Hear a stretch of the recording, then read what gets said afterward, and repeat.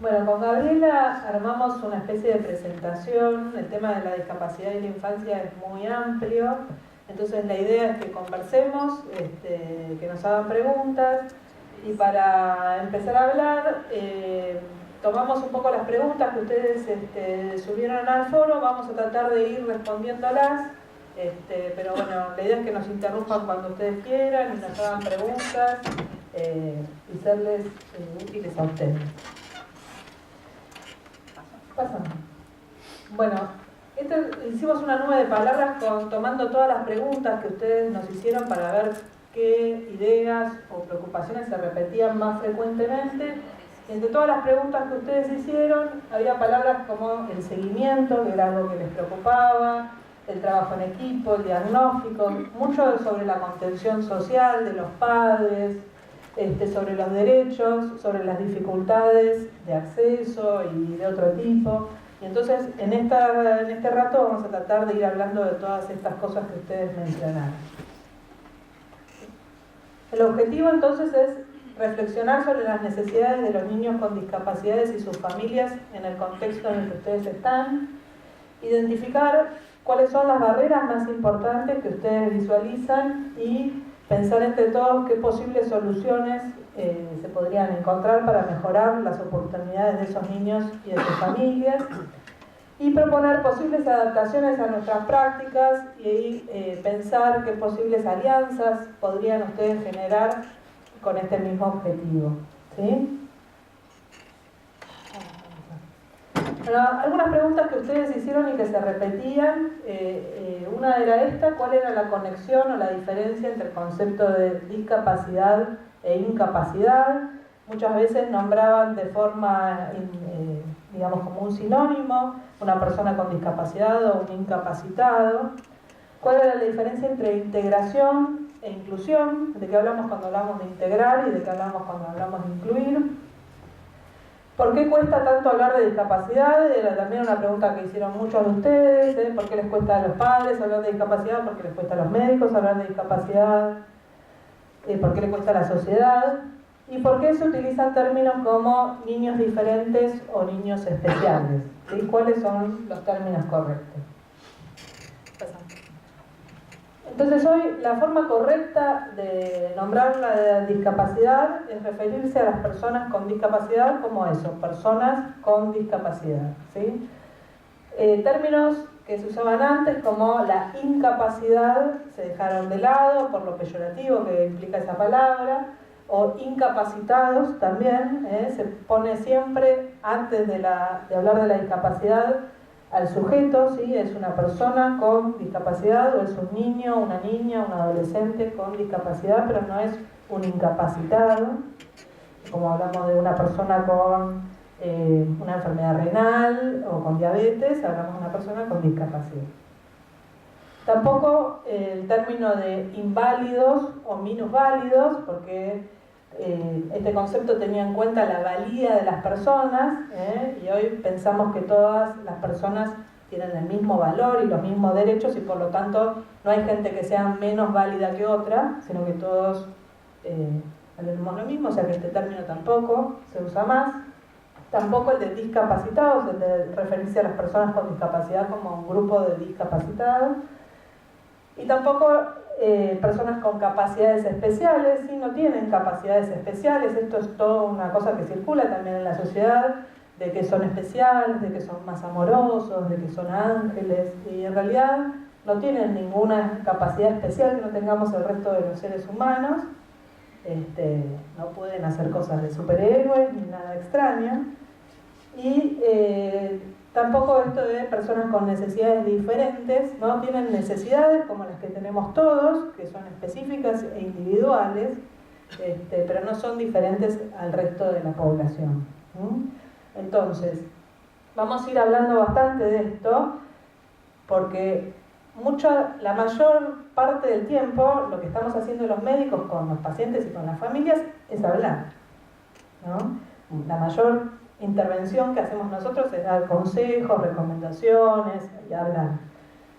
Y lo que decimos es importante porque refleja muchas veces, siempre, lo que pensamos. Entonces, ¿Cómo nos referimos a las personas con discapacidad? Es importante porque el que nos está escuchando va a empezar a construir el concepto de sí mismo, el plan para el futuro, va a repetir lo que yo le digo al resto de su familia para darle una explicación.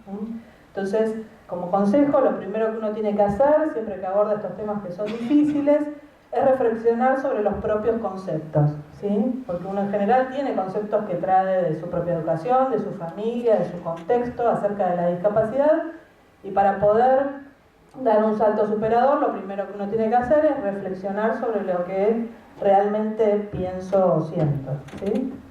Entonces, ¿cuáles son los términos correctos para referirse a las personas con discapacidad? Si es persona con discapacidad, adolescente con discapacidad, niño, niña con discapacidad, ¿sí? Una de las preguntas que ustedes hacían era ¿por qué era tan difícil hablar de la discapacidad? ¿Sí? ¿Por qué en general se usan estos eufemismos de lo especial, de lo diferente, o rodeos, ¿no? De bueno, vamos a ver si esto es realmente esto, ¿no? Y cuesta nombrar algunas situaciones, o metáforas. ¿Por qué cuesta hablar de la discapacidad, ¿no? Bueno, porque la discapacidad ha evolucionado a lo largo del tiempo, pero hay concepciones sobre las que ustedes ya algo leyeron en el material, que estuvieron leyendo, pero esto de que era un castigo divino, ¿no? O algo que tiene que ver con lo religioso, lo diabólico, incluso hay gente que piensa que la vida de una persona con discapacidad es una vida que no vale la pena ser vivida, ¿no? Que tiene todo un peso importante y entonces cuesta abordarlo. Ustedes piensen que en general hay situaciones en la medicina que ustedes ven todos los días, ¿no? Cuando alguien tiene un infarto, ustedes no le dicen que tuvo un infartito. Y sin embargo, esa persona es probable que vuelva a tener otro infarto y muera de eso, pero uno lo dice libremente.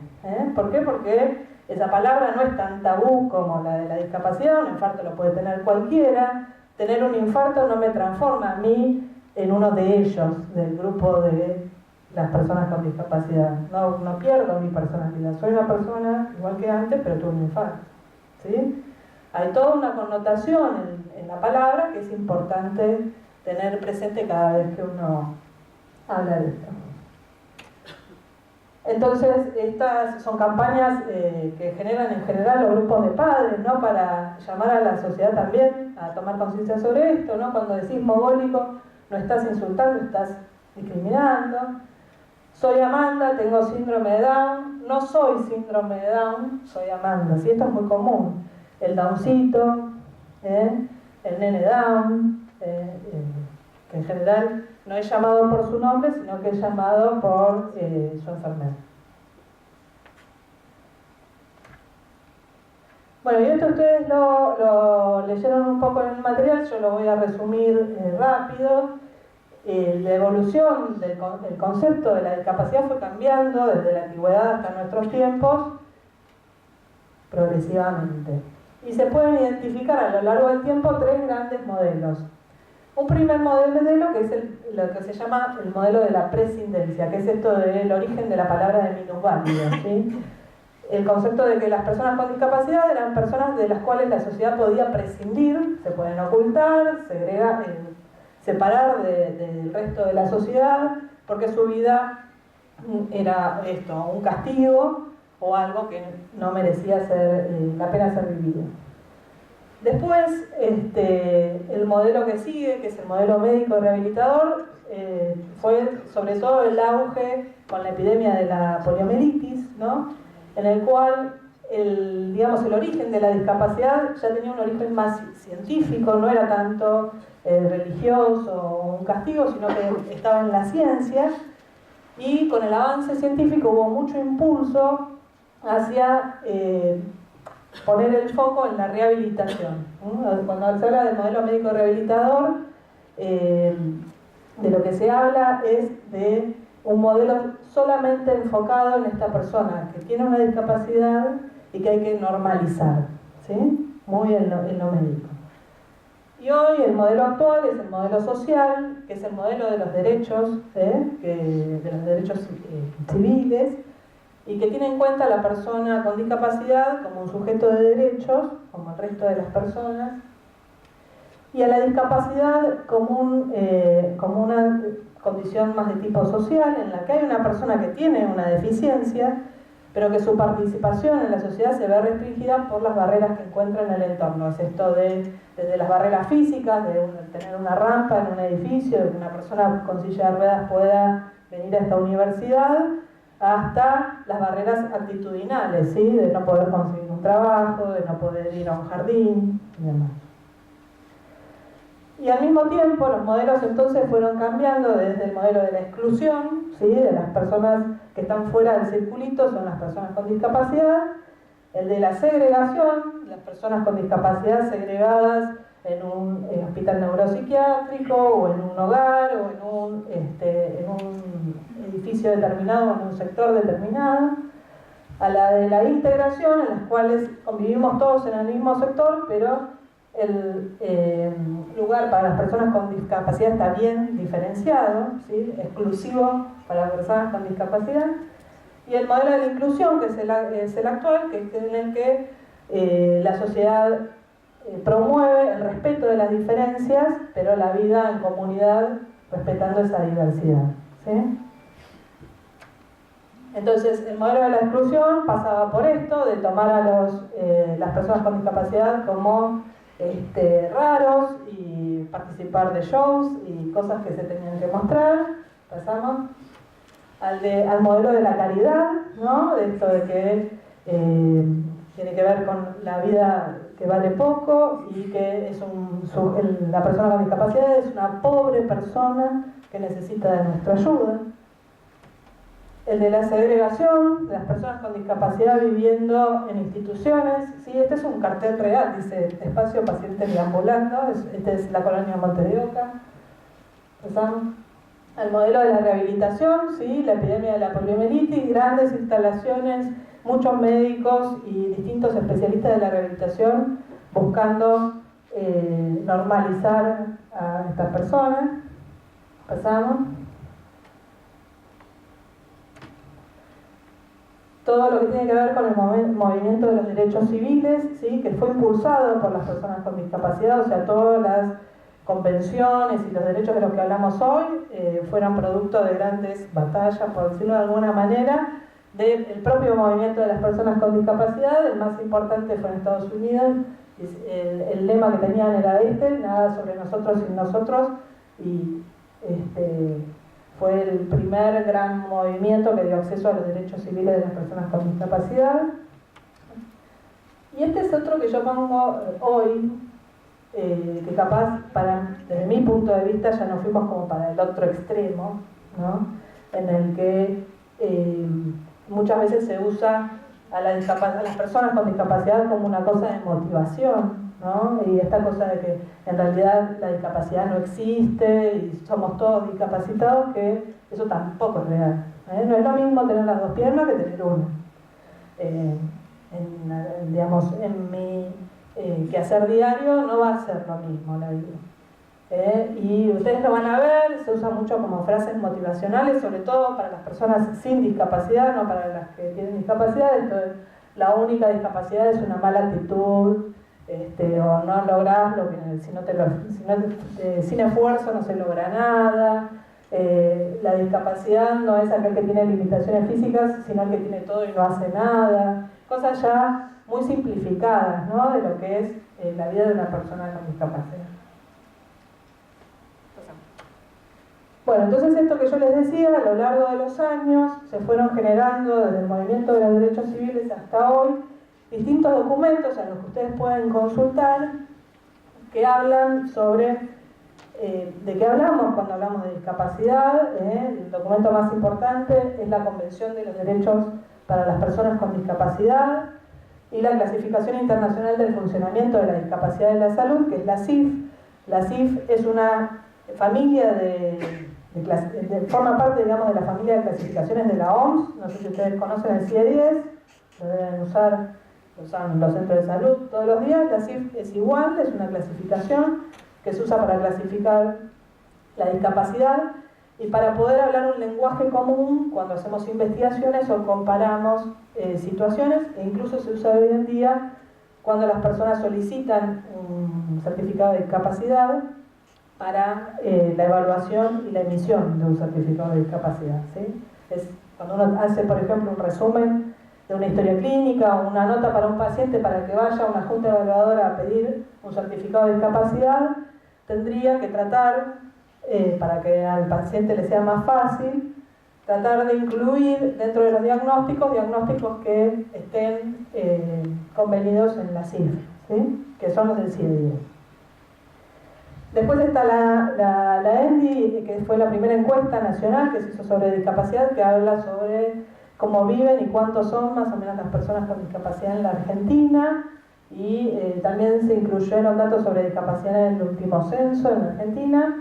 Y un documento muy importante que les recomiendo leer es el Informe Mundial sobre la Discapacidad, que es un documento que hizo la OMS en conjunto con el Banco Mundial en el 2011. Fue el primer documento que hizo sobre discapacidad la Organización Mundial de la Salud, y ahora está por hacer la segunda versión, pero habla sobre la situación de la discapacidad en el mundo, sobre algunas situaciones y recursos, y da mucha información, ¿sí? Esto lo pueden encontrar en la página web de la OMS, del Banco Mundial, que son fáciles de acceder.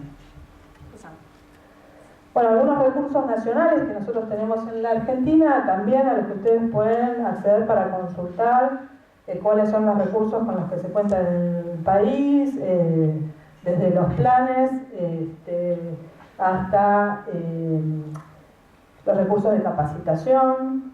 También hay bibliotecas virtuales a las que se puede consultar. Una es la CONADIS, que es la Comisión Nacional para la Integración de las Personas con Discapacidad, la COPIDIS, que es del Gobierno de la Ciudad, y el Servicio Nacional de Rehabilitación, que es el que nuclea nacionalmente el otorgamiento de todo lo que tiene que ver con licencias de vehículos y certificados de discapacidad. Entonces, el marco conceptual en el que nos movemos hoy es básicamente el marco de los derechos, ¿sí? De los derechos del niño, en nuestro caso que estamos hablando de discapacidad de infancia, la Convención Internacional de los Derechos de las Personas con Discapacidad, y la CIF, que tiene una versión para la infancia y la adolescencia. Esto suena muy largo, pero si ustedes piensan, es básicamente el contenido de todas estas convenciones, el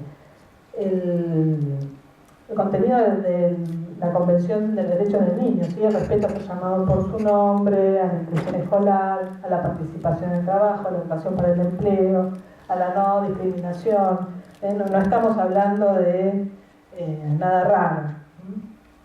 Y la Argentina adoptó a la Convención Internacional de los Derechos para las Personas con Discapacidad con peso constitucional en el año 2008, o sea que no faltan legislaciones en la Argentina para pelear por los derechos de las personas con discapacidad. Lo que falta es que se ejerzan, ¿sí? Acá no falta ninguna ley.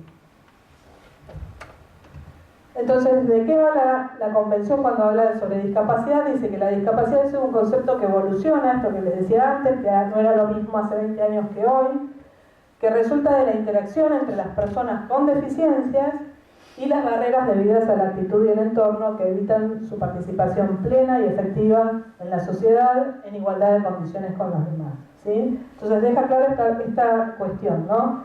Que la discapacidad no es un atributo del sujeto, ¿sí? No es algo que es propio de la persona, sino que resulta de la interacción entre yo, persona con deficiencia, y las actitudes y las barreras del entorno, ¿sí? ¿Por qué? Porque no es lo mismo Daniel Scioli, que le falta una mano, pero que tiene dinero, tiene una prótesis, tiene gente que lo ayude, puede acceder a cualquier lugar que quiera, estar con cualquier actriz, y ponerse candidato, que una persona que vive en una villa, que no tiene un brazo, que no tiene acceso a una prótesis, que no puede ir a la escuela, que no tiene acceso, no es la misma. Tienen los dos la misma deficiencia, pero no tienen los dos el mismo nivel de funcionamiento ni la misma participación social, ¿sí? A eso apunta esta definición.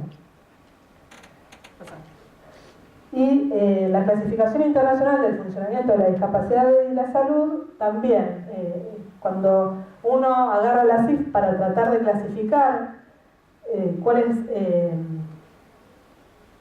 el nivel de funcionamiento. En realidad lo que da la cifra es un perfil de funcionamiento de esa persona, tiene en cuenta la deficiencia, las limitaciones en la actividad, o sea, cómo eso lo limita para deambular, para moverse en la vida, para bañarse, para las actividades de la vida diaria sobre todo, y cómo lo restringe su participación, ¿sí? Y esto a qué apunta a poder pensar qué apoyos, ¿sí? Qué ayudas necesita esta persona para poder funcionar mejor, ¿sí? O sea, esto que yo les decía antes, si a mí me falta un miembro, un apoyo técnico, por ejemplo, es una prótesis, pero capaz además de una prótesis yo necesite el apoyo de una persona que me ayude en algunos momentos del día a operar distintas cuestiones. Capaz necesite además otro tipo de apoyo en mi casa porque tenga que hacer alguna reforma. Bueno, a eso apunta esto, a poner más el foco en el entorno que tengo que modificar y no en la persona que tengo que modificar, ¿sí? Que tengo que modificar en su contexto individual, familiar y social para que esta persona pueda participar allá donde ella quiera. Entonces, bueno, esto de repasar un poquito los conceptos y los términos es esto, ¿no? Porque cuando nosotros hablamos, a ustedes les debe pasar, pasa todo el tiempo, ya me empecé a olvidar de los nombres de los pacientes y de la gente, pero siempre te encontrás con algún padre, alguna familia que te dice, yo me acuerdo de lo que usted me dijo. Y repite textualmente palabras que uno supuestamente dijo, y que en ese momento uno puede pensar, qué genio, cómo le dije eso, por favor, cómo le... ¿no? Y uno lo dice muchas veces sin ninguna reflexión, pero esas palabras que uno dice tienen mucho peso y marcan mucho la historia de ese sujeto y de esa familia, ¿sí? Muchas familias ustedes van a escuchar que cuando nació el médico me dijo, ¿no? Y recuerdan textualmente lo que le dijo el médico, o detalles del contexto, ¿sí? Me lo dijo en el pasillo, me lo dijo y yo estaba así, y estaba sola, ¿sí? Entonces, cuidar un poco nuestros discursos tiene mucho efecto en el futuro. Nosotros estamos hablando de chicos, de ese chico y de su familia, ¿sí?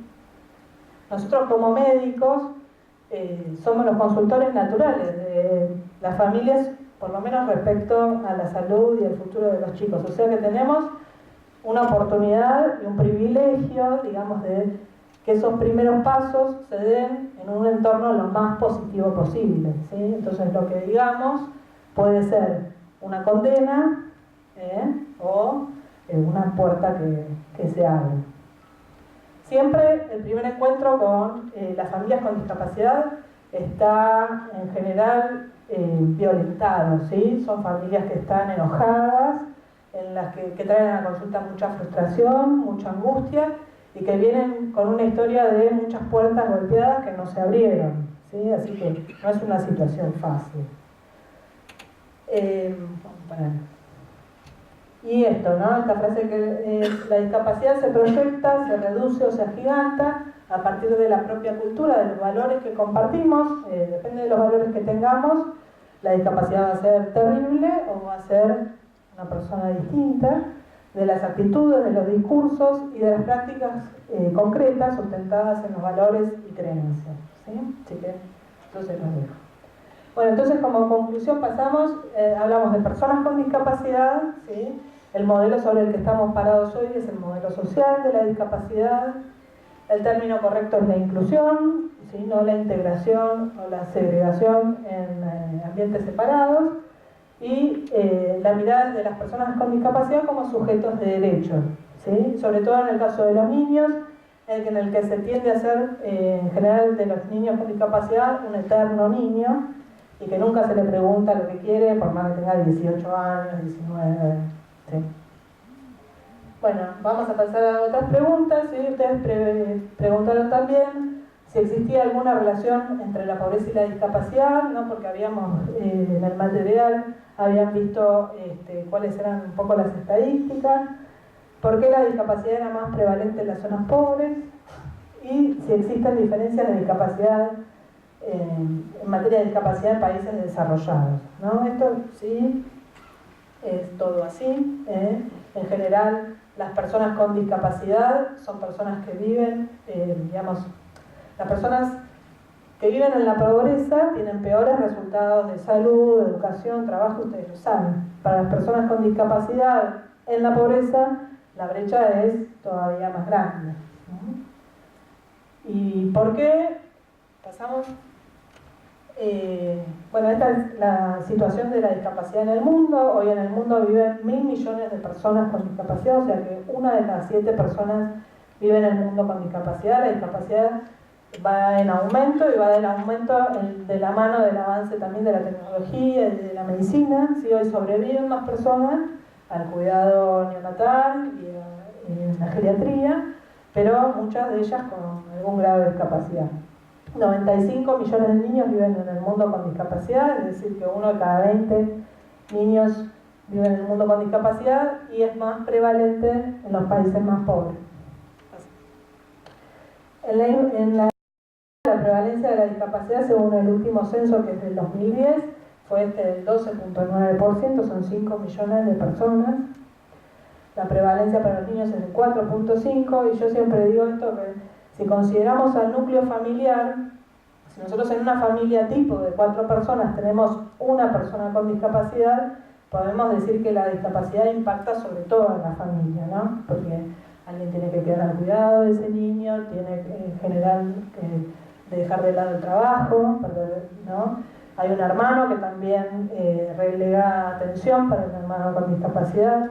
O sea que si multiplicamos este 12 por 4, estamos hablando de que prácticamente la mitad del país convive o es una persona con discapacidad, o sea que es algo que probablemente nos toque a cualquiera de nosotros, ahora o en el futuro. Esta es la situación de la Argentina. Las partes que ustedes ven más verdes son las partes que tienen más prevalencia de la discapacidad, que son las del norte del país, y esto tiene que ver por esto que les mencionaba antes, hay un círculo vicioso entre pobreza y discapacidad. Si soy más pobre, me enfermo más, tengo un peor acceso a la prevención y al cuidado de salud, a la educación y al trabajo, tengo una discapacidad, y la discapacidad hace también que toda la familia se vaya empobreciendo, porque hay alguien que no puede trabajar, hay peor acceso a la vivienda, a la educación, al trabajo, y entonces va generando un círculo que es difícil de cortar. Y esta es la situación en la Argentina, en la que la pobreza no es un tema menor. Hoy viven 4 millones de niños en la Argentina pobres, 1.100.000 en situación de extrema pobreza, y en la franja de los 0 a 5 años la pobreza llega al 35%. ¿Sí? Entonces, en nuestro país, a la cuestión de la discapacidad se suman cuestiones de derechos básicos, como es la pobreza, el acceso a la vivienda, a la salud, etc. Pasamos. Bueno, entonces pobreza y discapacidad sí van de la mano. La incidencia de la discapacidad está en aumento, ¿sí? Es un tema que no se va a ir. Y la discapacidad de esto, ¿no? De un miembro familiar, tener en cuenta, ustedes lo saben bien porque son médicos de familia, pero alcanza a toda la familia, ¿sí? No es una cosa de una persona. Bueno, después ustedes preguntaban sobre esto de las dificultades de aceptar el diagnóstico, ¿sí? ¿Por qué les cuesta tanto aceptar el diagnóstico? Ustedes cuando están dando un diagnóstico como este, es una mala noticia, ¿sí? Están dando una mala noticia. Y yo acá junté un par de testimonios para que pensemos un poco qué es lo que le pasa a la familia cuando uno da esta noticia. En general la discapacidad es algo que irrumpe, ¿sí? La frase más clara es de los padres que te dicen me tiró una bomba, ¿sí? O se me cayó todo abajo, ¿sí? No es algo progresivo, es algo que, esto que dice Blanca Núñez en este libro de Familia y Discapacidad, que hay un antes y un después, ¿sí? Del suceso diagnóstico. Varias son las razones que explicarían esta reiterada manifestación. La ruptura de proyectos, de expectativas e ideales familiares, mayor incertidumbre por el futuro, ¿sí? Preocupación e inseguridad con relación al futuro, la modificación de hábitos y costumbres que caracterizaban la dinámica familiar hasta entonces, etc. ¿Sí? Pasamos. Este es un testimonio, ¿sí? El nacimiento de M fue como hacer un curso acelerado de mielomeningocele en 7 días. fue para nosotros muy duro y recién ahora podemos enfrentarnos a los profesionales. ¿Sí? Esta sensación de que hay cosas que tengo que aprender para enfrentarme con los profesionales. ¿Sí? En general, muchas de las cosas que dicen los padres es que hay poco diálogo con los profesionales, pocas oportunidades para preguntar y viven este momento de diagnóstico como un enfrentamiento, que tengo que ir a leer para enfrentarme, para que me digan cosas distintas. Entonces, nuestro primer digamos, recurso es tratar de transformar esta confrontación no en un campo de batalla para ver quién tiene razón, sino en un trabajo mutuo. ¿Sí? Esto de sentir que cargas con una mochila sobre tus hombros llena de responsabilidades y exigencias. Esto es verdad, a la familia se le exige mucho. ¿Sí? Usted tiene que cuidarlo, usted tiene que llevarlo a los controles, usted tiene que esto, usted tiene que lo otro. ¿Sí? Muchas veces así como una orden y no como ¿usted qué le parece que sería mejor, en qué momento? No como algo, un plan construido en forma conjunta, sino como una directiva. Nos cambió la vida, no sabíamos para dónde ir ni a quién recurrir, todo en medio de una soledad terrible. Con la sensación de lo que te pasa, no le importa a nadie más que a vos. ¿Sí? Esto es algo muy frecuente, que se sienten aislados, solos, pierden los amigos, pierden el apoyo social, no quieren contarle a nadie porque se sienten juzgados y tienen poca información. La siguiente. Otras preguntas que ustedes hacían eran sobre cuáles eran los objetivos del tratamiento. ¿Sí? Obviamente depende de qué tipo de discapacidad estemos hablando, de cuál sea el diagnóstico y la deficiencia, se abre un abanico muy grande. Pero el objetivo general es incluir a los niños con discapacidad dentro de los controles de salud habituales. Un niño con síndrome de Down tiene que vacunarse, tiene que crecer, tiene que comer, tiene que ir a la escuela. Lo más sencillo es pensar al niño con discapacidad como el resto de los niños, y sí ir a leer o repasar cuáles son las especificidades de cada caso, ¿no? Para ver si hay alguna asociación o algo a la que tengo que estar más atento. Pero en general lo que hay que hacer es no entrar en pánico y transformarse en el médico de cabecera de ese niño con esa situación. Entonces, sobre las estrategias de abordaje, sobre la discapacidad, yo se los resumí en 3 estrategias grandes, ¿no? Uno es la prevención. Es muy frecuente que los chicos con discapacidad no estén vacunados, no vayan al dentista, no tengan controles de la vista, nadie se preocupe por otras cuestiones porque, bueno, con lo que tiene ya tiene para mucho, ¿no? Entonces, primero la prevención de que todo lo que se pueda prevenir se haga. La prevención de la discapacidad también en la familia en general. Hoy la discapacidad muchas veces tiene que ver con lesiones no intencionales, ¿sí? De tránsito, en el domicilio, la prevención del embarazo de la madre con la toma del ácido fólico con el meningocelio. O sea, hay cosas que se pueden prevenir y sobre las que ustedes pueden tener un impacto. La rehabilitación institucional o el tratamiento más específico, que vamos a hablar después, y la rehabilitación basada en la comunidad, que yo les voy a contar 2 o 3 cositas, que es una buena herramienta para todos los que hacen atención primaria de la salud.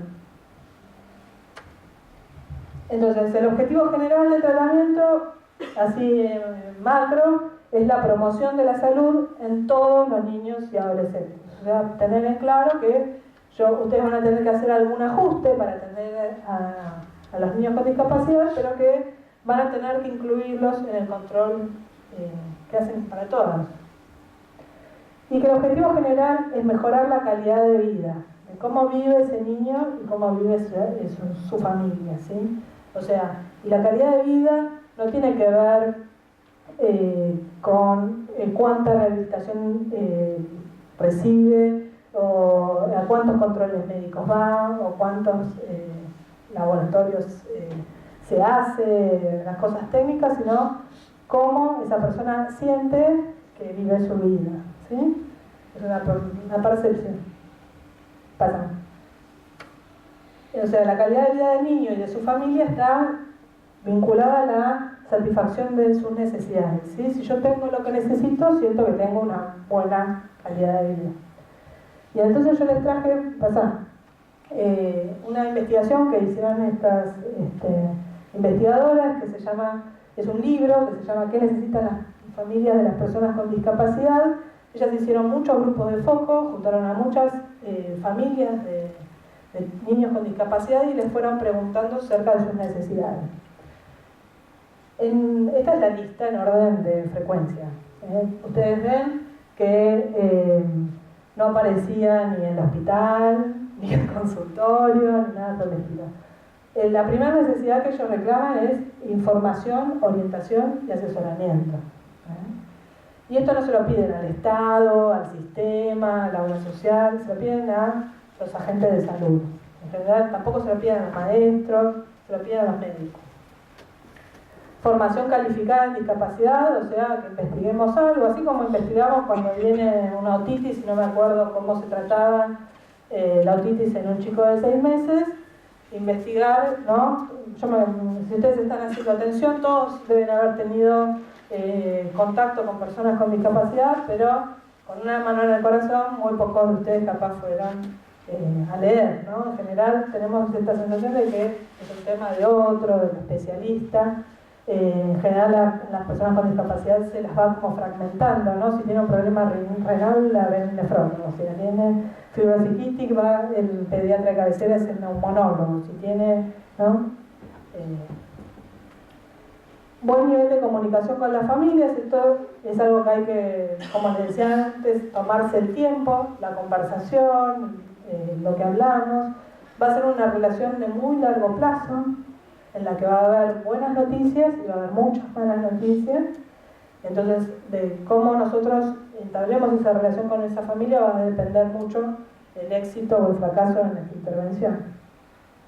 Contención, apoyo y sostén emocional, y trabajo interdisciplinario y coherencia entre los equipos. Y esto es algo muy frecuente, que digan, usted me mandó a tal doctor y el doctor me volvió a traer de vuelta para acá, que los peloteen de un lado al otro, que vayan con un cuadernito de un médico al otro, médicos que le echan la culpa al especialista, que acá no tenemos el especialista para atenderlo a ustedes.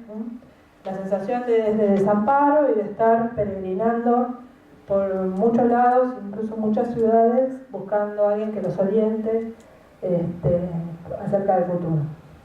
Pasamos.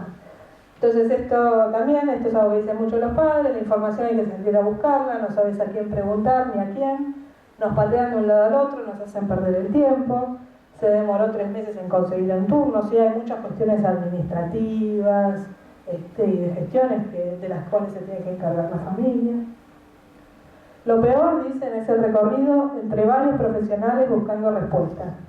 A veces hay tantas opiniones que te confundan. Sería bueno que se pongan de acuerdo. Ellos son los que saben. ¿Sí? Hoy en día con una computadora uno puede hacer una videoconferencia con cualquiera, puede levantar el teléfono y llamar a cualquiera. ¿Sí? Esta cosa de mandar a una familia con esta carga, con un papelito escrito de un consultorio a otro, genera mucha angustia, ¿sí? Hoy el trabajo en equipo es indispensable, pero en discapacidad es ineludible, no se puede eludir. Nunca un solo profesional va a poder resolver todas las cuestiones. Vamos a necesitar ayuda, aunque sea a distancia, ¿sí? Pero hacer una consulta, respaldarme en la opinión de otro experto para lo que yo estoy haciendo, ¿sí? Bueno, esto también, otro testimonio. Nosotros recién después de 5 años y por otros papás, esto también es algo muy frecuente, que los padres sientan que los ayudan más, porque es real, otros padres o sociedades de padres o fundaciones que nosotros los profesionales a los que acuden por ayuda, ¿sí? Nos enteramos que podíamos tener acceso a una pensión, nadie te dice nada. Después de tantos años venirme a enterar por otros padres, ¿sí? Esto es algo muy frecuente, que los padres están muchos años en seguimiento y se vayan enterando cosas por otros padres. Bueno, esto también, él porque no entiende, si la que está siempre con él soy yo, estoy todo el día llevándolo y trayéndolo de tratamientos, estudios y haciendo trámites, no puedo ni enfermarme, ¿sí? Hay mucha carga familiar, sobre todo en el caso de las mujeres, ¿sí? Hay muchas familias que se separan, que se rompen. Así que también, ojo para nosotros los profesionales con lo que cargamos con, ¿no? Hay que tener un equilibrio entre lo que es la terapia y la vida, y la vida del chico y la vida de la familia, que en general la madre se transforma en una persona que va trasladando una terapia al otro, al chico, y que no tiene tiempo para ella. Bueno, encima después todos opinan, porque eso también, después cuando llega a la casa todos opinan que lo que hizo está mal, que no está bien, los parientes no quieren quedarse con él, en general los padres están muy solos, tienen poca familia ampliada y apoyo natural, les da miedo o lo ven como un bicho raro. Pasa. Bueno, y yo les voy nombrando distintas cosas, ustedes interrúmpanme y pregunten lo que quieran. El tema es muy amplio, yo puedo hablar todo el día de esto, pero vamos a ir explicando algunas cuestiones para ver qué dudas les surgen a ustedes. Hay una estrategia que es interesante, que se llama la RBC, o la rehabilitación basada en la comunidad, que también promueve la Organización Mundial de la Salud, y que tiene que ver con la rehabilitación en contextos vulnerables, y que va desde cuestiones básicas como la accesibilidad de la vivienda, los caminos, el transporte, el medio de subsistencia de la familia o de ese sujeto, la mirada sobre la discapacidad y las alianzas que se pueden hacer en la comunidad para mejorar el contexto del sujeto y de la familia. Pasa. Y tiene esto que le llaman la matriz de la RBC, o sea, que tiene en cuenta cuestiones relativas a la situación de salud, o sea, la promoción, prevención, la atención médica, la rehabilitación, los dispositivos de asistencia. Los dispositivos de asistencia pueden ir desde una silla de ruedas hasta algo más complejo. La educación, o sea, cuál es el acceso a la infancia, a la primaria, a la secundaria, a la educación no formal o la formal. Cuál es el medio de subsistencia que tiene o que va a tener esa persona, ¿sí? De qué va a vivir. El desarrollo de alguna destreza, el entrenamiento para algún trabajo por cuenta propia, algún trabajo que pueda obtener que tenga remuneración, no que sea un hobby. ¿Sí? Es muy frecuente que si no vieron, van a ver talleres para personas con discapacidad de cerámica, que nunca van a vender, y no sirve para mucho. Está orientado a algo que sea más orientado a conseguir un sustento, ¿sí? Servicios financieros también, cómo manejan las personas con discapacidad su dinero, cómo acceden, cómo lo manejan, y de protección social. Toda una matriz que tiene que ver con lo social, la asistencia personal, las relaciones en el matrimonio, en la familia, la cultura, la recreación, el ocio, el deporte y el acceso a la justicia. Y el fortalecimiento social, que tiene que ver con la defensa, la movilización común, la participación política, grupos de autoayuda y las organizaciones. Pasamos. Algunos ejemplos, por ejemplo, esta es la clásica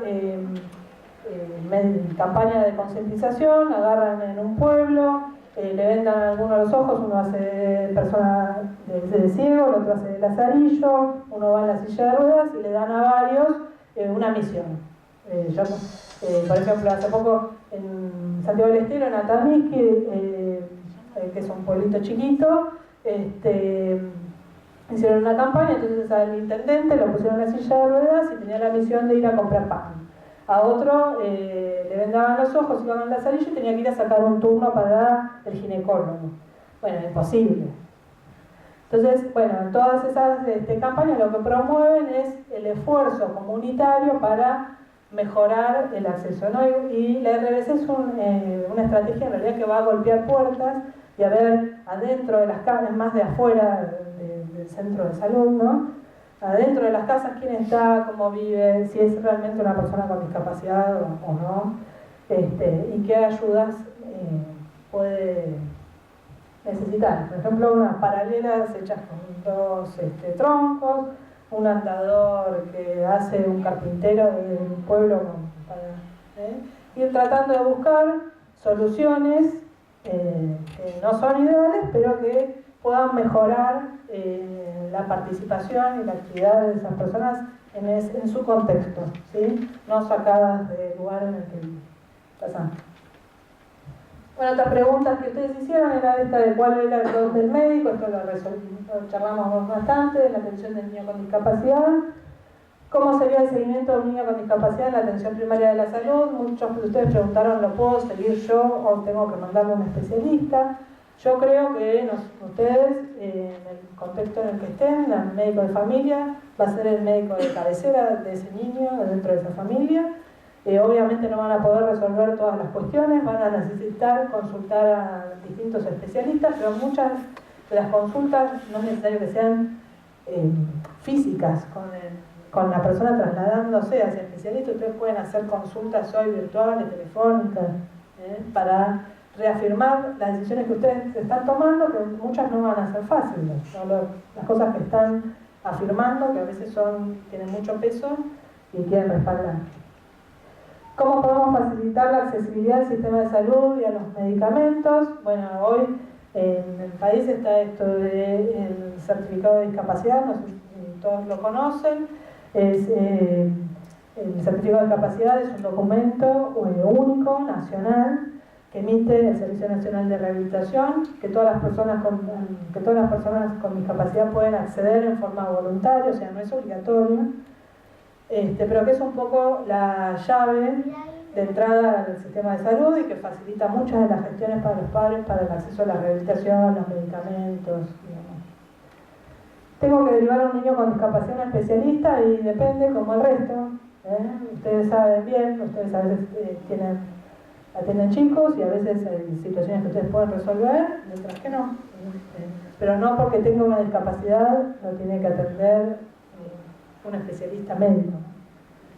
De hecho no hay especialistas en discapacidad. No hay una especialidad médica que sea la discapacidad. Discapacidad en la infancia y riesgo social, ¿cómo actuar? Muchos preguntaron esto de los chicos que abandonan, de los padres que abandonan los tratamientos, de los que... Bueno, yo creo en este sentido que lo más importante siempre es la prevención. En general, cuando hay una situación de abandono, hubo muchos pasos antes de esto que les hablé antes, de un entorno negativo, del desmerecedor de la persona con discapacidad. O sea, todo eso hay que ir reconstruyéndolo un poco. Y en el caso de que no quede otra alternativa, como el resto de los niños también, habrá que consultar al Consejo del Menor o al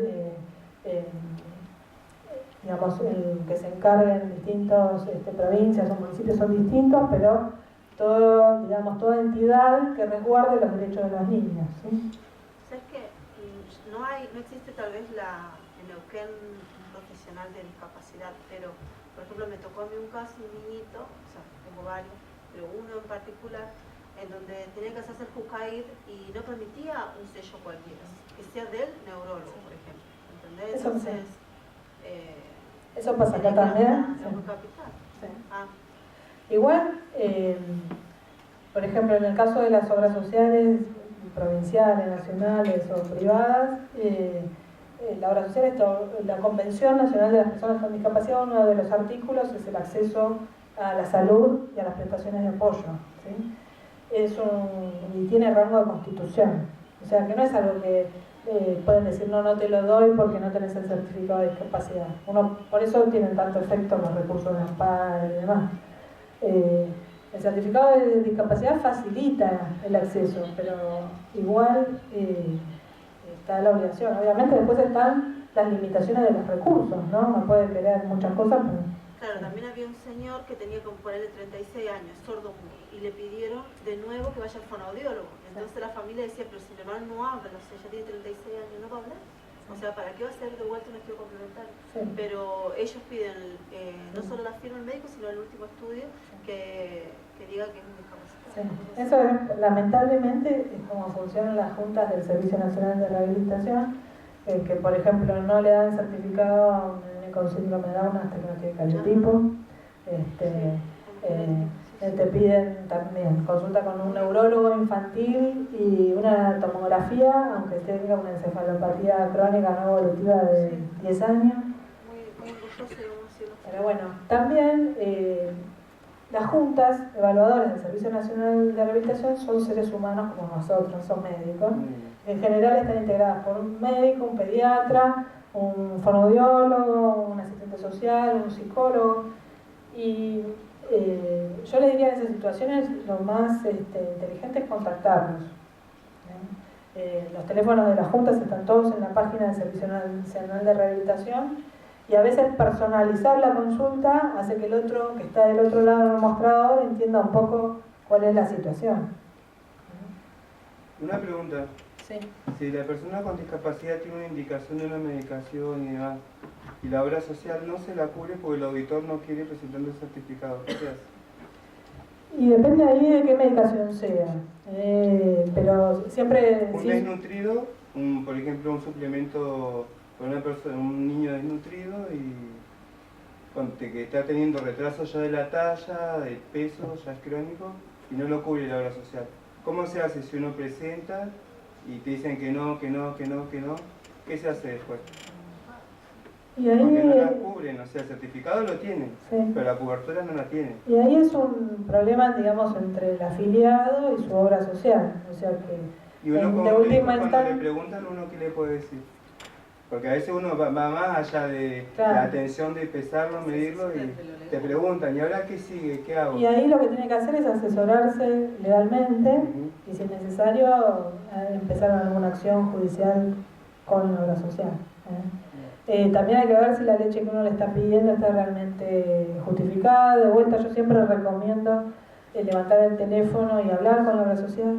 El auditor es un ser humano que capaz no entiende cuál es la situación, y a veces está rechazando algo que no. Si uno le explica al auditor, lo que resguarda en general es el ambiente, digamos, las finanzas de la obra social. Entonces, si vos hablas con la obra social y le decís, mira, este chico está desnutrido, si vos me das la leche, va a seguir su alimentación en su casa, tranquilo, en su ámbito familiar, si no va a tener que internarse, nutrirse. Y ahí el auditor lo único que va a pensar es el costo de ese chico internado mucho tiempo y lo que va a costar contra la leche. Entonces, siempre esto es una negociación. Pero... Sí, bueno, también las sondas no las cubren, no quieren cubrir la siliconada, no cubren, ese es el tema. Y en el medio estamos nosotros que... Sí. Sí. Perdón, llegado el caso también, acá en Buenos Aires funciona el organismo que controla las obras sociales y las prepagas, la superintendencia, que es la Superintendencia de Servicios de Salud, sí, donde cualquier afiliado ante una problemática que tenga con el prestador se puede acercar y presentar exacto, el reclamo, y funciona como organismo de... Exacto, de regulación. Exacto. También nosotros, digamos, también lo que hay que tener siempre presente es que ningún sistema de salud, ni público ni privado, es una canilla abierta al infinito, ¿no? Hay que cuidar también los recursos, hay que pensar un poco si lo que uno pide lo está pidiendo por presión de la familia, que es algo muy frecuente. Doctor, fírmeme acá, quiero 20 sondas y quiero de esta marca y no quiero de la otra.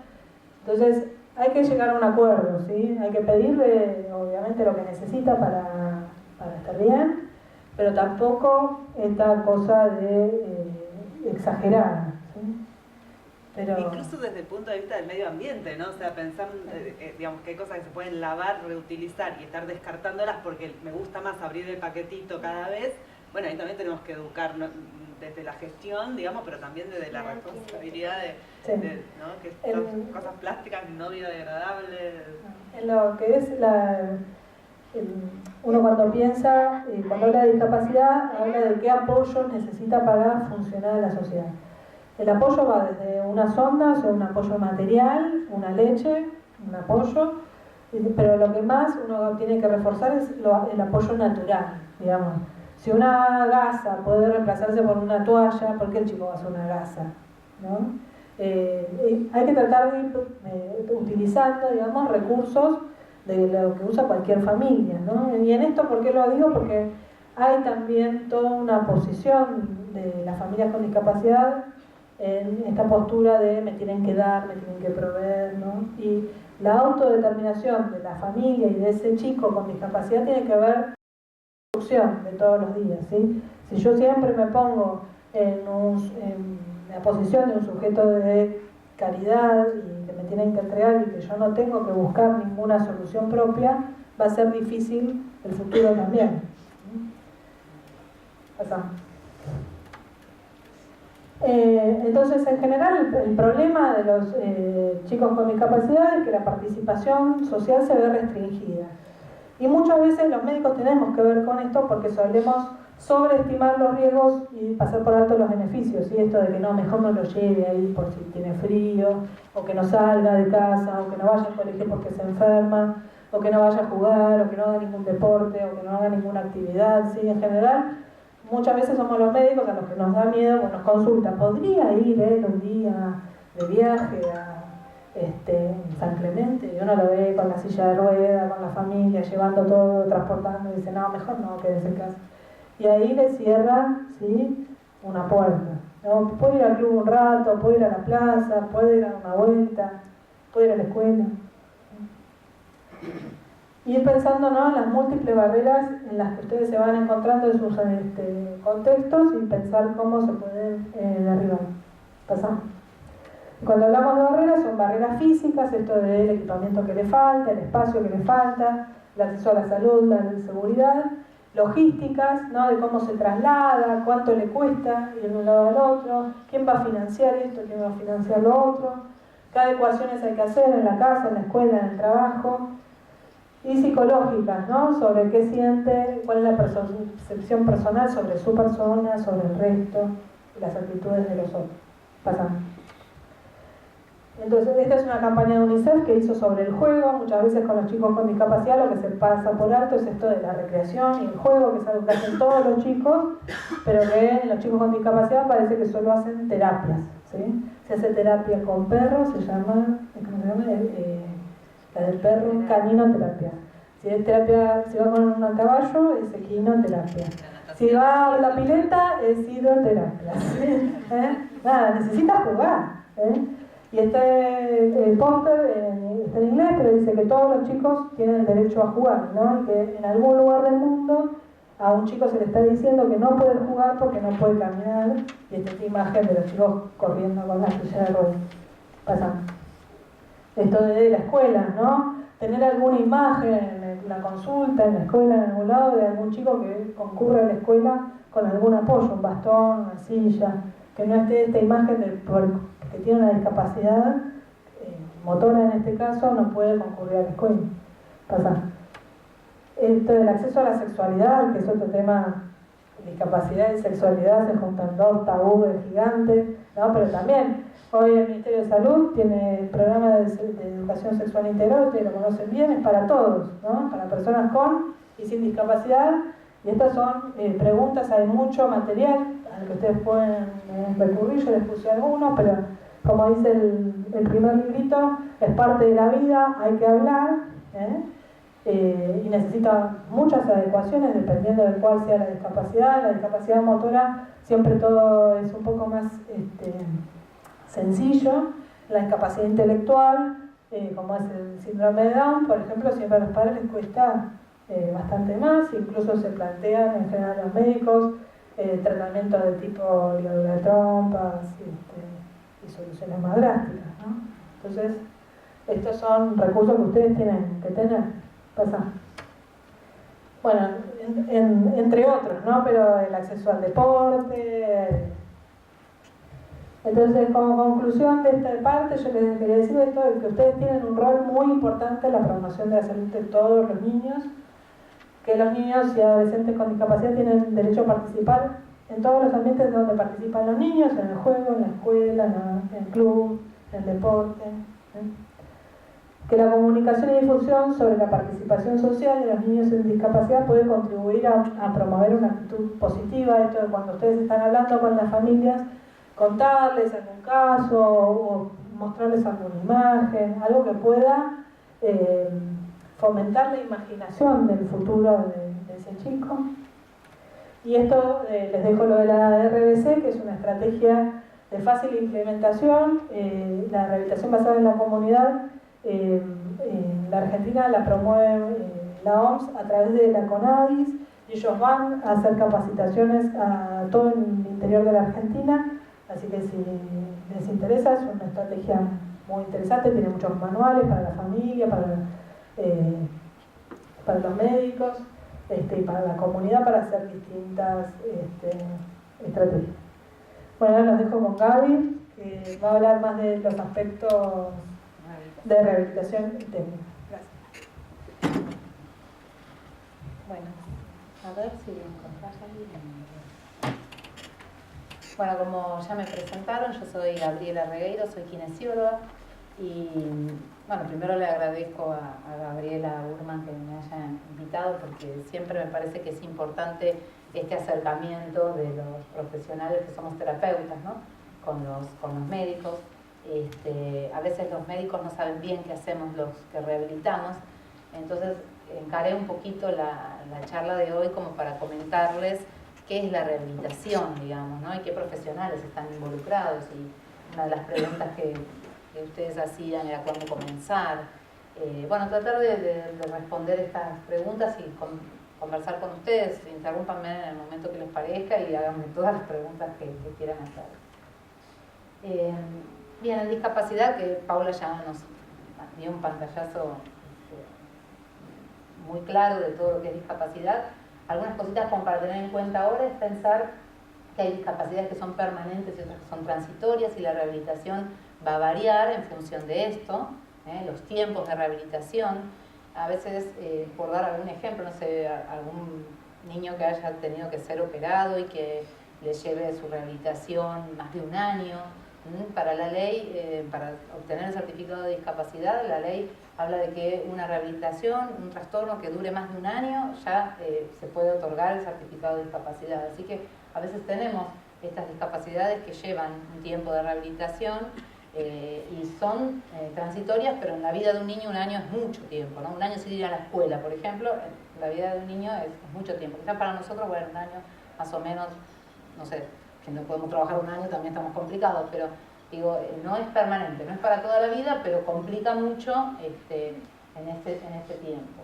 Las discapacidades pueden ser leves y severas, siempre en función de lo que Paula decía, ¿no? En función a lo que le permite a ese niño vivir en la sociedad. A eso apuntamos cuando decimos es una discapacidad leve. Quizás es un niño que tiene una discapacidad, pero está muy bien adaptado a ir al colegio, a moverse en el club, en su barrio, en su familia, y digamos, sobrelleva muy bien este trastorno, esta problemática, esta limitación que tiene. Y las discapacidades también pueden ser múltiples o únicas, ¿sí? Cuando hablamos de discapacidad única podemos pensar, no sé, un problema únicamente motriz, ¿sí? Y otros podrían ser motriz más algo sensorial, que es una discapacidad visual que se asocia a un trastorno motor, o una discapacidad sensorial o cognitiva, intelectual, sumado a una discapacidad motora. No es lo mismo, digamos, en cuanto a la rehabilitación y a la posibilidad de ese niño integrarse en su medio, si es nada más que un problema motriz o nada más que un problema intelectual o nada más que un problema sensorial, ¿sí? La siguiente. Bien, bueno, ahí tenemos los loguitos que todos conocemos. Un poco era pensar que a veces no vienen solamente el rojo, sino que el rojo también está con el marrón y ahí las combinaciones que se van haciendo y las complicaciones que vamos teniendo, ¿no? A veces, ahora yo estoy por ejemplo trabajando con un chiquito que es de Bolivia y vino a Buenos Aires a operarse y estamos haciendo la rehabilitación motriz. Sus papás son sordomudos y este nene tiene muchísimo problema en comprenderme lo que yo le digo, o sea, la comprensión. No es tanto por un problema intelectual. Yo he aprendido a hablarle con gestos al nene porque me doy cuenta que me entiende mucho más cuando le digo caminá derechito, me entiende más que cuando le digo caminá derechito. Y él me escucha perfectamente, pero está acostumbrado a que el gesto es mucho más fuerte para él que la palabra. Entonces, esto también, y él no tiene discapacidad auditiva, pero en su cotidianidad, un chico de 8 años que se ve que ha crecido con un núcleo bastante cerrado con su papá, porque si no la escuela en general esto funciona como integradora, ¿no? Pero evidentemente se ha manejado así y yo me doy cuenta de eso, entonces hablo, parece que alguno que me ve dice, el nene tampoco escucha, digo, no, el chico escucha, pero está acostumbrado al gesto mucho más fuerte que a la palabra. Sí. Bien, el objetivo de la rehabilitación, yo soy kinesióloga, pero estoy hablando de la rehabilitación general, digamos, ¿no? De la rehabilitación que el niño necesite. El primer gran objetivo es la integración de ese niño a su ambiente, ¿sí? Y el primer núcleo de integración es la familia. Paula recién nos hablaba de los modelos, y a veces uno ve cómo cada familia va pudiendo esos modelos que uno dice, bueno, Paula los contaba con la historia, ¿no? El modelo de segregación, hoy es el modelo social. Pero cada familia, según las creencias, según su cultura, según sus posibilidades, pareciera que se ha quedado en la historia, en estos modelos, ¿no? Entonces uno ve chicos que dentro de su familia están todavía en el modelo médico. Se hace lo que dice el médico, el doctor te dijo que no te pares sin las valvas y no te parás sin las valvas, y el doctor dijo que no podés ir a hacer gimnasia, así que te quedás sentadito en la clase de gimnasia. Y el nene es un sujeto de rehabilitación, decimos nosotros, no es un niño. En su familia estoy hablando, Imagínense después llegar a la escuela, si en casa me tratan así, ¿qué hago en la escuela? Pero muchas veces nosotros nos damos cuenta que hay que arrancar por la familia, porque el nene nunca va a poder, el niño nunca va a poder tomar una decisión de decir, sí, yo quiero caminar, o yo quiero hacer un deporte, si me están poniendo en el lugar de tengo que rehabilitar, o no pude ir, esto me pasa mucho, viene a la sesión y yo digo, qué enojado que estás hoy, ¿qué te pasó? No, porque hoy tenía un cumpleaños. ¿Y cómo no fue el cumpleaños? Le digo a la madre, no, porque tenía kinesiología. Entonces nos olvidamos que es un niño, estamos pensando no, tenés que rehabilitar, ¿sí?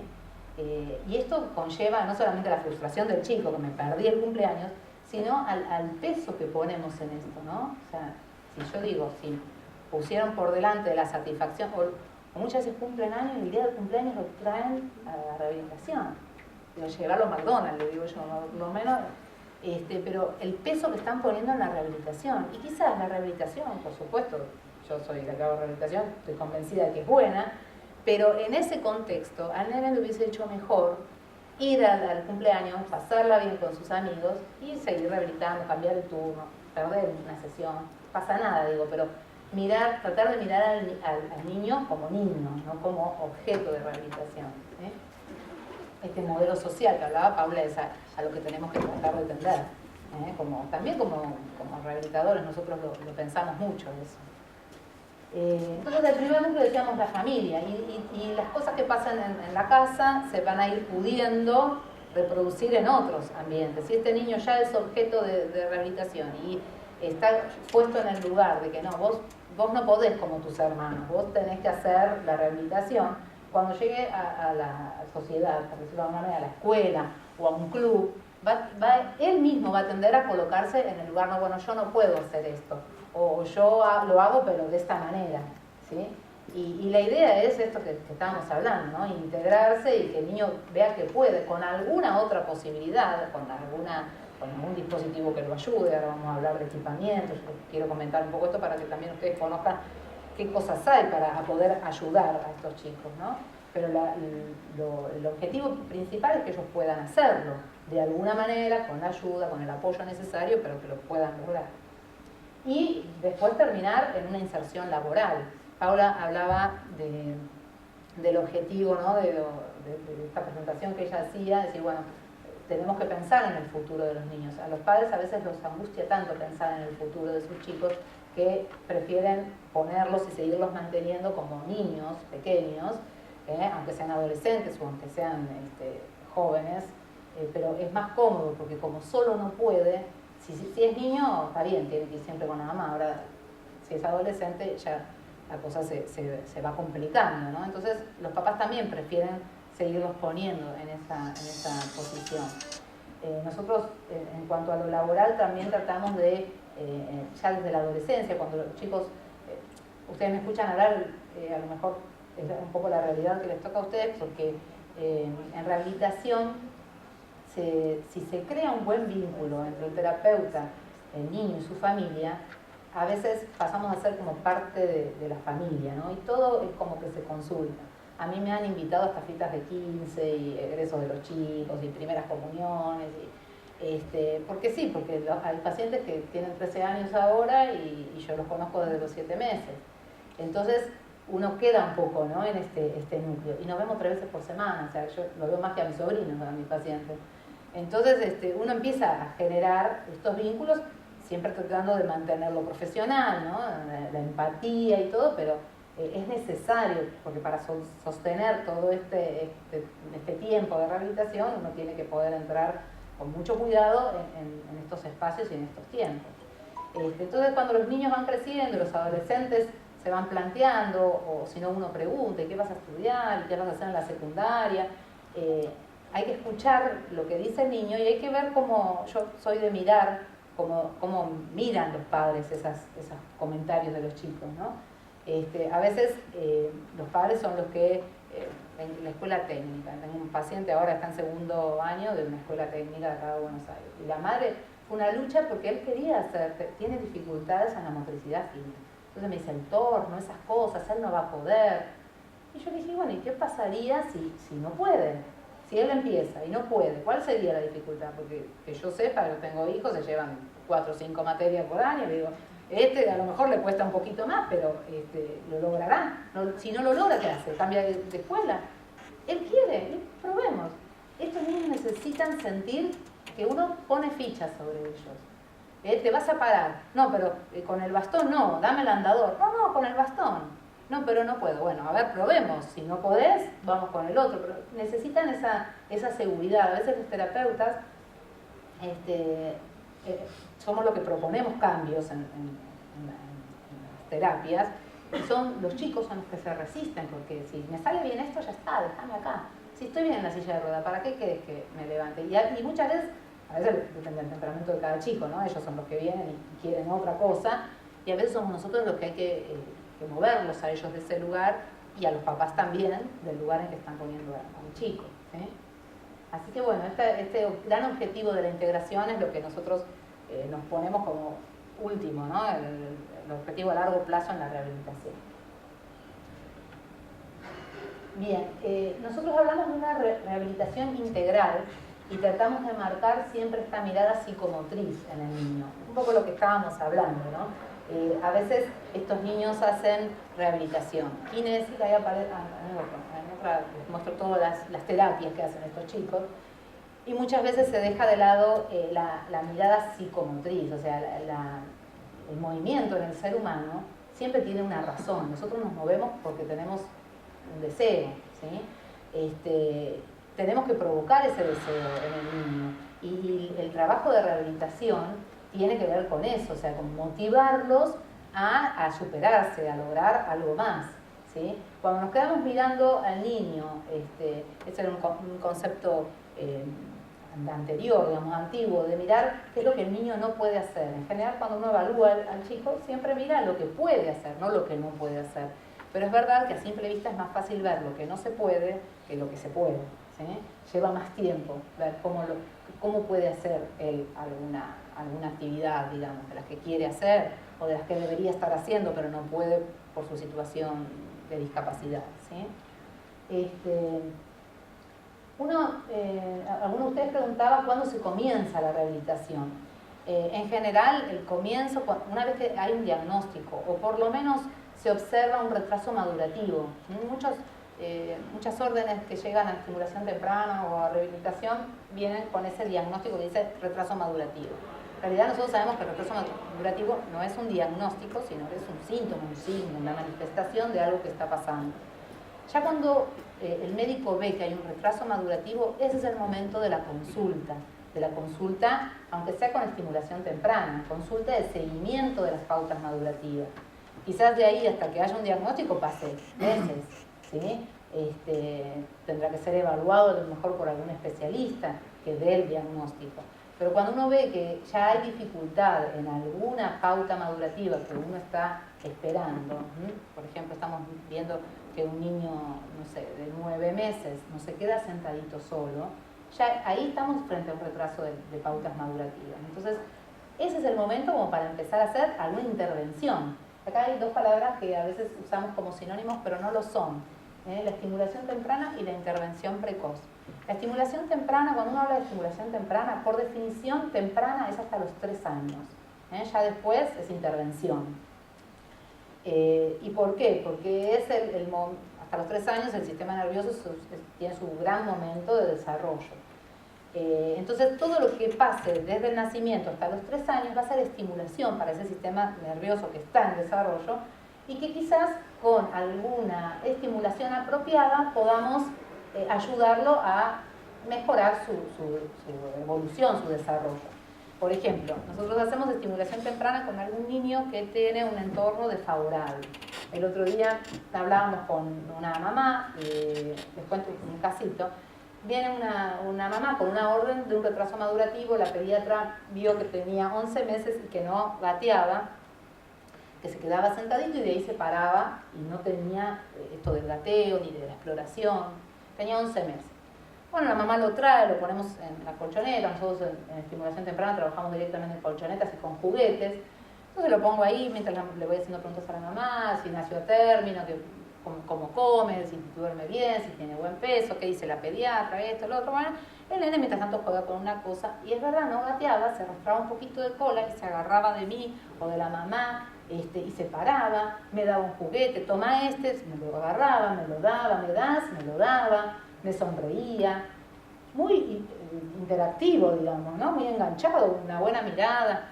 Entonces, bueno, digo, la verdad, no sé, el tono se lo veía bien, apoyaba bien los pies, y le pregunto a la mamá que me cuente un día de la vida de este chico. Y la mamá me dice que, bueno, que ella estaba muy contenta porque desde que el niño había nacido, ella trabajaba en un supermercado, era cajera de un supermercado. Y desde que el niño le había nacido, los patrones, los dueños del supermercado, le habían permitido llevarlo al nene al supermercado. Entonces ella estaba contenta porque no había tenido que dejarlo con nadie, siempre con ella, y ella estaba, bueno, pues estaba a su cuidado. Y entonces yo le digo, qué bueno, ¿y dónde está ahora ese nene? Que tiene 11 meses. En el supermercado yo me lo imaginaba tirando cosas de todos lados. Digo, ¿dónde lo pone? Está al lado mío, ella estaba en la caja, al lado mío en el changuito de supermercado. ¿No? Un changuito de supermercado. Ese era el lugar donde el nene estaba. Entonces yo digo, qué sorprende que no gate. El niño respondía perfectamente al estímulo que tenía. Se paraba, imagínense que la gente que pasaba por la caja saludaba a todos, todo sonreía, dame, tomá. Estaba perfectamente respondiendo al estímulo que tenía. Entonces ahí no estamos frente a un retraso madurativo. ¿Qué le faltó? Entonces ahí, esto es la estimulación temprana. Es darle la oportunidad para estimular las pautas que debería estar cumpliendo. Entonces, bueno, cuando llegues a casa poner un poco en el piso, sacarlo del changuito cuando puedas, y esas son las pautas que damos. Pero es importante, ¿no? Yo, la pediatra es una médica conocida, entonces le digo, pregunta qué hace un chico. Está bueno preguntar qué hace un chico en la vida diaria. ¿Cuál es la vida diaria del chico? Porque uno cree que todos los chicos viven como... Pero no, hay algunos que están en un changuito de supermercado. Y la intervención precoz, en cambio, es cuando yo ya tengo un diagnóstico, tengo que intervenir, algo pasa. Hay una variable en el tono, espasticidad, hay una lesión medular, meningoceles, hay una alteración de algún tipo, el niño no escucha bien, el niño no ve o no ve bien, el niño no está bien conectado con el ambiente. Ahí ya hay que intervenir precozmente cuanto antes, ¿sí? Ni bien yo tengo el diagnóstico o está en sospecha, ¿no? No sé, síndrome genético en estudio, y hay algo que uno ve que este síndrome puede traer, bueno, yo ya ahí tengo ya para hacer una intervención precoz, ¿sí? Lo precoz es lo más temprano que podamos, una vez que esté el diagnóstico o que estemos en estudio, ¿sí?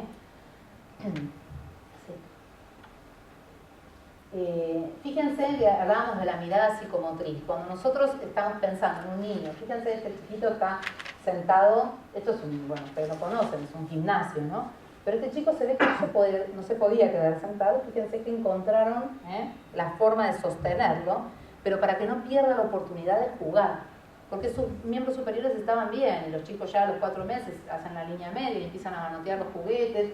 Fíjense la mirada, el control viso-manual, empiezan a encontrar la mano, el objeto que les interesa y ellos a llevarla. Y a veces no pueden sentarse, no tienen la oportunidad de jugar como podrían estar jugando. Nos pasa con los chicos que tenemos en el hospital mucho tiempo, dicen, ¿por qué no juega? ¿O con qué juega? Juegan, siempre peleamos con Paula, les inflan los guantes de globo, ¿no? Los guantes de... Tráiganle un juguete dentro de las posibilidades, están en terapia o lo que sea, pero un juguete adecuado, pero que juegue con un juguete. ¿Por qué? Encima que está internado tiene que jugar con un guante del arte, ¿no? Entonces, esto es lo que decimos la mirada interdisciplinaria, psicomotriz, ¿sí? De pensar en el niño, no en el problema que tiene, sino, bueno, este es el problema que tiene, pero ¿y todo lo demás cómo sigo estimulando? El juego, la conexión con el entorno, La coordinación de sus manitos y de sus ojos, ¿sí? Si el problema lo tiene en el tronco o en los miembros inferiores, podríamos deducir, pero es un niño igual que está jugando y se está integrando. Cuando hablamos de la integración, a veces creemos que vaya al colegio, pero esto es integración, porque está jugando como todos los niños de su edad están jugando. Bien, dentro de lo que es la rehabilitación, ustedes pueden encontrar distintos modelos, digamos, de rehabilitación. Puede ser que escuchen hablar del modelo de terapeuta único. Este modelo de terapeuta único se utiliza en general en estimulación temprana cuando el niño es muy pequeño, en el primer año de vida, donde, digamos, todas las áreas del desarrollo, lo motor, lo cognitivo, la inteligencia, lo sensorial, la vinculación con el entorno, todo se está dando como al mismo tiempo, ¿sí? Entonces ese es un buen momento para que el que estimule al niño o intervenga tempranamente sea uno. Y muchas veces esta mirada transdisciplinaria, pero transdisciplinario hace referencia a que yo soy kinesióloga, estoy haciendo estimulación temprana con un niño, pero tengo en mi hacer puesta también pautas de otras áreas, por ejemplo del lenguaje. Uno diría, no, el lenguaje, fonoaudiología, digamos, ¿no? Pero hay muchos lugares donde no están todos los profesionales disponibles. Muchos de ustedes son del interior, estaba escuchando, y a lo mejor, por ejemplo, yo tengo una amiga que trabaja en Río Negro, en el hospital de Chuel, y ella es terapista ocupacional. Y muchas veces me llama o hablamos de alguna otra cosa, no solamente hablamos de esto, pero hablamos de alguna otra cosa y me hace algún comentario de la estimulación temprana o del abordaje que hace en terapia intensiva. Yo, una terapista ocupacional trabajando en terapia intensiva, acá en la Ciudad de Buenos Aires es muy raro encontrar eso, porque tenemos a disposición el profesional que corresponde al área, por decirlo, ¿no? Pero en el interior es muy común eso. Entonces, la idea de transdisciplina es, yo tengo mi profesión, mi desarrollo, mi especialidad, pero puedo pensar como otro profesional y poder hacer abordajes transdisciplinarios. Y entonces el niño recibe solamente a un terapeuta, pero que ese terapeuta está pensando, está mirando y está abordando todas las áreas del desarrollo. Este modelo de terapeuta único se ve mucho en el interior de nuestro país o en zonas quizás de nuestro país, como urbano bonaerense, donde no hay posibilidades de que lleguen todos los profesionales, posibilidades económicas o sociales, digamos, ¿no? Tenemos a veces barrios en el conurbano bonaerense donde es muy difícil acceder por una cuestión de seguridad. Hay niños que tienen internaciones domiciliarias, tienen los cuidados domiciliarios en su casa y tienen que entrar la fonoaudióloga, la kinesióloga, y es complejo. Hay zonas que son muy difíciles de poder entrar y bueno, entra uno, pero lo que lleva es, digamos, el pensamiento transdisciplinario. ¿Se comprende? Sí. Y después el equipo, no, déjame lo que tengo. Y el otro modelo es el equipo interdisciplinario, que quizás es el más común de ver, que son esos centros de rehabilitación donde están todos los profesionales disponibles y según la necesidad del niño tendrá sesiones de kinesiología, de fonoaudiología. Quizás estas dos son las terapias más antiguas, por decirlo de alguna forma, y son las más convencionales. La terapia ocupacional es una terapia que ha surgido, podríamos decir, ha tomado auge en los últimos 20 años, como la psicomotricidad, y la terapia ocupacional tiene más que ver con todo lo que serían las actividades de la vida diaria. Cómo aprende un niño, por ejemplo, a vestirse, a desvestirse, los cinturones, los botones, los cinturones no, los cierres, quise decir, los cinturones también, ponerse las medias, atarse los cordones, cuando empiezan la escolaridad, cómo tomar un lápiz, las adaptaciones. Los terapistas ocupacionales manejan muy bien cómo adaptar. A veces que los niños no pueden, por su motricidad, no pueden tomar un lápiz como tomaríamos nosotros, pero lo engrosan y eso les permite poder escribir. Niños que a lo mejor artrolifosis, tenemos pacientes con artrolifosis con manos muy deformadas, que ellos quieren escribir, quizás esa no sea la función final y terminen, hoy por hoy todos se manejan con la computadora, no más que con lápices escribiendo, pero el que el niño atraviese y tenga la experiencia de agarrar un lápiz, hacer un dibujo o escribir hacer la firma, ¿no? O sea, una vez me decía un chico grande con muchos problemas en la mano, que por suerte en la escuela no le habían hecho, por suerte o no, de eso depende, que él no tenía firma. Me dice, no sé cómo firmar, porque yo siempre escribí hago en imprenta o con la compu, me decía. Y tenía que ir a sacar el documento y me dice, ¿cómo firmo si yo no tengo firma? Y eso es fundamental, es parte de la identidad, ¿no? Entonces, bueno, ahí armó un garabato, porque no era ni una letra, pero esa era su firma, ahí se identificó él. Entonces, estas experiencias que nosotros tratamos de brindarle a los chicos, aunque sabemos que no va a ser lo que haga el resto de su vida y que vamos a poder encontrarle formas mucho más fáciles de escribir y de comunicarse, pero tienen que atravesarlas, tienen que atravesarlas por ellos, digamos, ¿no? La musicoterapia es otra terapia que se utiliza mucho para niños con trastornos de conducta, trastornos de integración sensorial. Son niños que van con los ritmos y con las cadencias, con los agudos, con los graves, se encuentran muchísimas conexiones con chicos que les cuesta mucho el tema digamos, de la conducta, ¿no? Y de comunicarse. Los musicoterapeutas están trabajando mucho con eso. La psicomotricidad también es una terapia que es importante o va muy bien en los chicos que tienen trastornos de conducta, TGD, los trastornos del espectro autista, todos estos niños. ¿Por qué? Porque la conducta motriz está alterada, pero en realidad el origen de esta alteración es un problema conductual, ¿sí? O de la inteligencia o de la vinculación con el entorno, y por eso se altera la conducta motriz, ¿sí? Entonces eso es más la psicomotricidad. Las otras son todas estas que nombraba Paula, que hidroterapia, equinoterapia, caninoterapia y todos los animales, porque los delfines también entran todas estas en las terapias, que son, las llamaban alternativas. A veces en el interior también, equinoterapia, por ejemplo, muchos pacientes nuestros no consiguen hacer kinesiología, pero consiguen hacer equinoterapia, y a veces vienen y nos cuentan.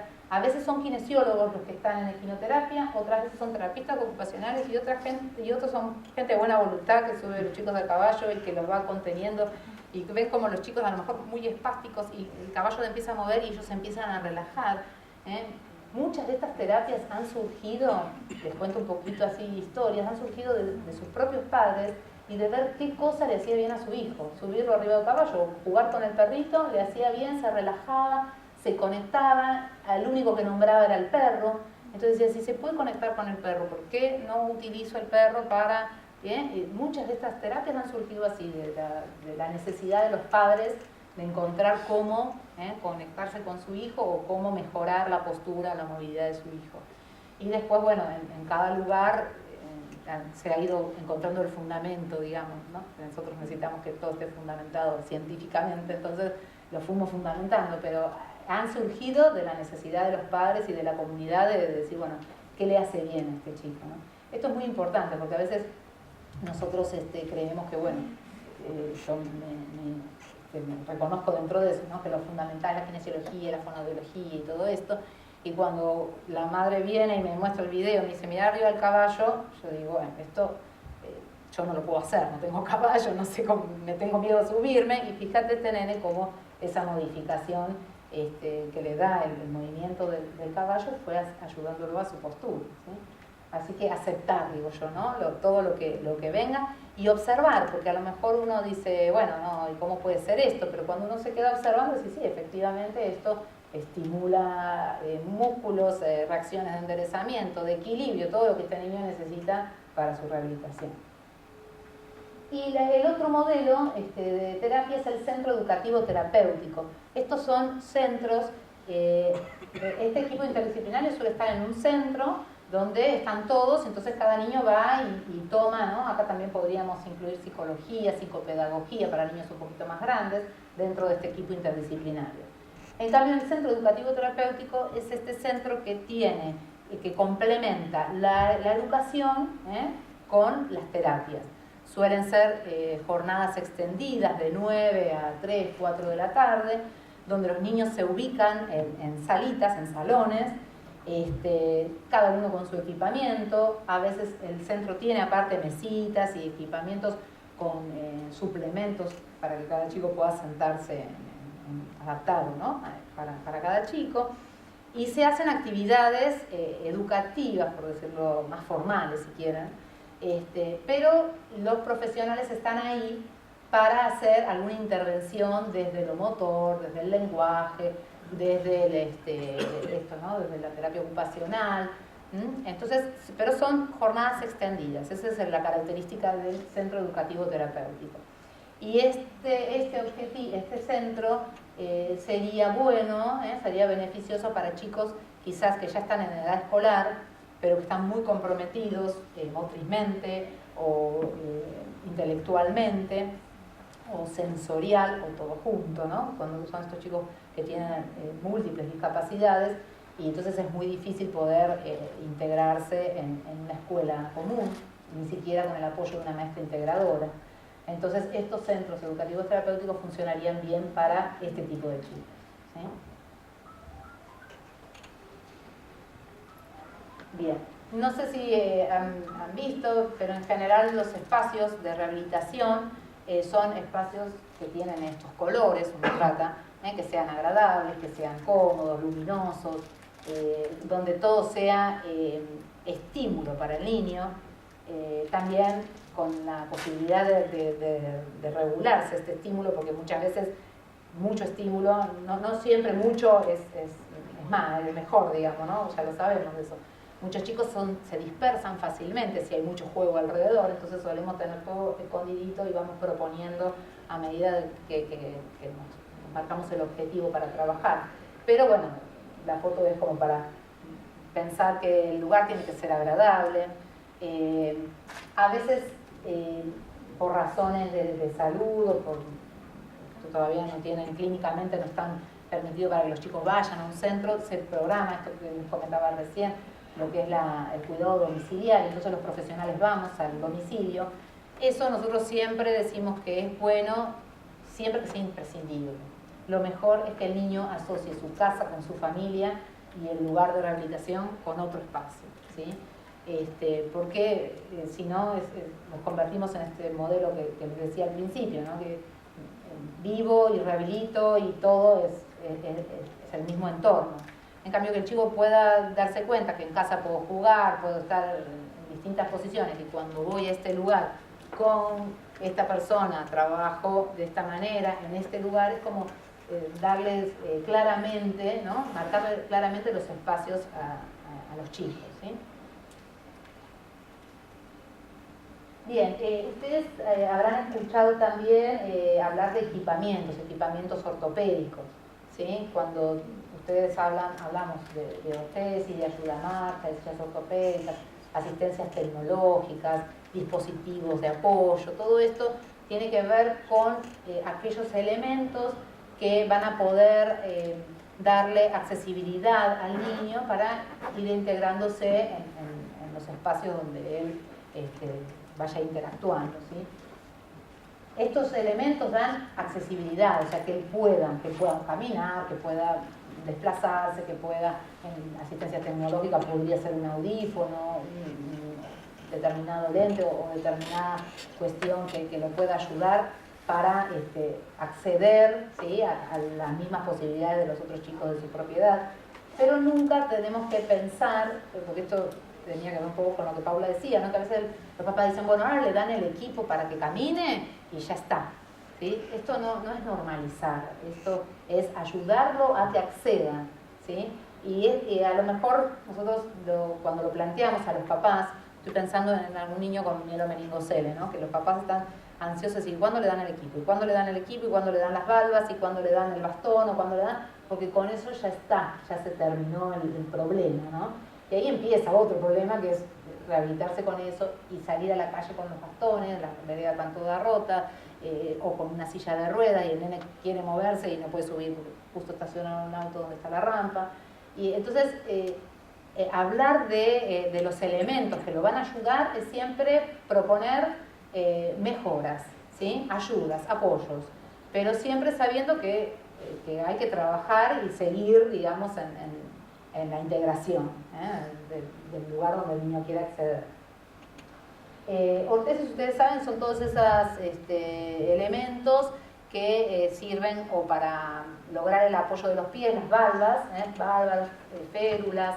Existen ahora también otros tipos de férulas o de valvas que son más livianas, que son de otras telas. Vieron como todo es esto que la tecnología va avanzando, entonces siempre hay algo nuevo, algo mejor, algo que es más liviano, que al chico lo va a ayudar y lo va a facilitar. El objetivo de todo esto es que, sobre todo de las ortesis, es que sean sostén de aquellas alteraciones o limitaciones o déficits que tengan, ¿sí? Nosotros somos muy cuidadosos de esto porque acá con todo esto empiezan los problemas con la obra social, que no se la dieron, y entonces es como sumar otra carga más. Nosotros siempre que pedimos algún equipamiento, lo pedimos porque sabemos que va a ser para mejor, o sea, que el niño lo va a ayudar, y que tiene una posibilidad real de que el niño la consiga, ¿sí? A veces, el otro día nos pasó que pedíamos una silla ortopédica para un niño que tiene una artrolifosis muy severa, un niño de La Pampa, que viene a la obra social, el kinesiólogo de allá nos manda toda una indicación de un tipo de silla. Un niño intelectualmente de artrolifosis no les da ningún problema cognitivo, un nene como de 10 años que va a la escuela, habla, muy bien conectado, pero su cuerpo, pobre, está totalmente atado a él, ¿no? Porque son todas deformidades. Incluso el accionar de la silla no podía ser como un chip de esos tipo joystick como común, sino que tenía que ser con un dispositivo de contacto, porque él no podía tomar nada. Era muy complejo para hacer el diseño de la silla. Bueno, la cuestión es que la silla que pedimos resultó salir, no sé, como un auto más o menos. Nosotros mandamos el pedido a la obra social y después la obra social me llamó a mí para decirme que lo que había pedido era una cosa que era carísima. Y yo le dije la verdad, o sea, yo lo había escrito también, ¿no? Con todos esos pedidos, imagínense que hay que llenar papeles y papeles y papeles, y después los padres llenan, cuando llevan y llevan otros papeles y otros tantos papeles. Digo, no hay nada para hacer para este chico, o sea, no hay una cirugía, no hay tratamiento, no hay droga. Esta silla es lo único que al chico lo puede hacer, que vaya, vivía en un pueblo que puede salir a la calle, puede ir a la plaza, puede ir al club, puede integrarse en la sociedad. Entonces, si es lo único que tenemos para este chico, ustedes véanlo, pero me parece que es lo único que le estamos pidiendo y que es lo único que le puede dar esta accesibilidad para que él pueda integrarse en su ambiente, ¿sí? Pero bueno, la idea es pedir lo que el chico realmente necesite y dentro de las posibilidades de que sepamos que lo va a conseguir, para no causarle más problemas ni frustraciones a la familia. Los ayuda a marcha son todos esos dispositivos para la marcha, bastones o andadores que también les pedimos, sillas ortopédicas, bueno, esto que les estaba diciendo, y la asistencia en la tecnología que tiene que ver con otros elementos que los chicos necesiten, o para escolarizarse, o para escuchar, o ver. Bueno, ahí están un poquito todos los dibujitos que estas son las ortesis, se han visto varias veces. Bien. Bueno, esta foto es una película, no me acuerdo cuál era, pero es muy claro. Ahora les voy a hablar un poquito de cuando el niño crece y tiene que ir a la escuela. En nuestro país hay una ley de integración, voy a hablar un poquito de esto. Todos los niños con discapacidad tienen o deben ser aceptados en la escuela común, con los apoyos que necesitan, con la maestra integradora, con las adecuaciones según sus capacidades y sus necesidades. Pero muchas veces pasa un poco esto que vemos en la foto. El lugar para el niño está, o sea, en primero B hay un lugar para este chico, pero una vez que llega, el niño no puede ser integrado, ¿no? Entonces, como que le hicieron un espacio, pero no lo integraron. Y esto, yo creo, opinión mía, es peor que si le hubiesen rechazado la vacante al principio, porque el chico siente bueno, ahora le decimos bullying, ¿no? Pero sienten ese desprecio o esa discriminación. Los padres ni les digo, porque imagínense llegar a un lugar donde el chico, no sé, ni banco, porque como con esa silla no hay banco, entonces ni siquiera, las leyes, como decía Paula, las tenemos, pero todavía nos falta mucho como sociedad para poder realmente llevar a cabo el espíritu de la ley, que es la integración de esos chicos, ¿sí? Pasa y hay una diferencia también, que es lo que se ve en esa foto, ¿no?, entre integración e inclusión. Le hacemos el lugar, el chico está entre nosotros, está incluido en primero B, pero está integrado, digamos, en primero B, pero incluido dentro de los programas de estudios, dentro de la pedagogía que la maestra utiliza en ese salón, no está incluido, ¿sí? Ahí la UNESCO tiene una definición interesante de lo que es la educación inclusiva, que me gustaron estos dos verbos que utiliza la definición, ¿no? Identificar y responder. Muchas veces nosotros tenemos identificado, los docentes en este caso, porque estamos hablando de la escuela, identifican cuál es el problema de aprendizaje que tiene ese niño, ¿eh? La atención, la concentración, la capacidad de memoria, la abstracción, si es alguna cuestión motriz, la posibilidad de estar sentado, de tener una postura de sentado, o la utilización de sus manos para manipular los elementos de los útiles, ¿sí? Poder abrir la cartuchera, porque esto es todo, ¿no? Abrir la cartuchera, sacar el lápiz, borrar si me equivoqué. Ni les digo cuando empiezan con el transportador y con el compás. Si tienen dificultad en agarrar un lápiz, todo esto se va como complejizando. Muchas veces pueden hacerlo, pero bueno, la señorita copió 3 oraciones para analizar sintácticamente, y fue por la primera copiando cuando ya todos los demás entregaron, porque ya las copiaron y las analizaron, ¿sí? Entonces todas estas adaptaciones, se llaman adaptaciones curriculares o adaptaciones en los sistemas pedagógicos. Eso es lo que yo digo, todavía estamos verdes en esto. La ley la tenemos, pero nos cuesta mucho adaptarlo. O sea, si nos podemos hablar, la educación desde que partimos, ¿no? Es un problema. Imagínense encima tener un niño adaptado o integrado, o querer incluir a un niño en esta situación. El problema es que tenemos identificados, o es fácil poder identificar cuáles son las dificultades y las necesidades de los estudiantes, pero responder a esos problemas todavía estamos lejos de esa situación, ¿sí? En la mayoría de los colegios donde hay niños integrados en las aulas, hay maestras integradoras que la mayoría de ellas van 1 vez, 2 veces por semana, y lo que hacen es la correlación de la currícula, ¿no? De los contenidos que se le están dando a este chico, y decir, bueno, a ver cómo se adapta esta currícula, por ejemplo, de primer grado a esta discapacidad o esta necesidad especial que tiene este niño. Y hay un segundo apoyo, que es el acompañante, que en alguna provincia de Buenos Aires se lo llama celador en las escuelas, o a veces son maestras integradoras, celadoras, tiene otro nombre, maestra de apoyo creo que lo llaman, que son aquellos que están permanentemente con ellos adentro del aula. Pero estos son los niños que necesitan quizás para trasladarse, o para ponerse la campera, o para tomar un lápiz, ¿sí? Como que tienen más necesidad de que alguien esté al lado de ellos, a todos estos apoyos, ¿no? Que no tienen que ver con lo pedagógico, sino que tienen que ver con el hacer, digamos, con el poder hacer. Hay algunas escuelas, una mamá una vez me había contado que ella tenía 3 hijos, los 2 más grandes habían ido a esa escuela, y cuando ella quiso anotar a la chiquita que tenía discapacidad motriz en esa escuela, el director le dice, mira, yo a vos te conozco a tu familia, los queremos mucho a todos, pero te digo que acá, maestra integradora, para adaptación curricular sí, pero esas que están al lado del chico para ayudar, no queremos a nadie dentro del aula. Entonces, bueno, la madre enseguida dijo, pero ¿cómo me van a decir esto? Yo me voy a ir a quejar, esto es discriminación, qué sé yo. El director le dijo, si querés, podemos implementar otro mecanismo. Y el mecanismo era que cada día distinto un compañero fuera el asistente de este nene. Le dio mucho mejor resultado, la madre me lo contaba, porque hoy me toca a mí, decía, bueno, entonces ese estaba todo el día al lado del chico, ayudándolo, ¿no? Como cada escuela, por eso digo, en lo de responder, yo creo que todavía nos falta un montón, hay gente que tiene creatividad y busca estas formas, este ejemplo que les acabo de dar, y hay otros que no saben cómo y no le pidan más de lo que hacen porque están desbordados ya, ¿no? Ya con los chicos sin discapacidad que tienen.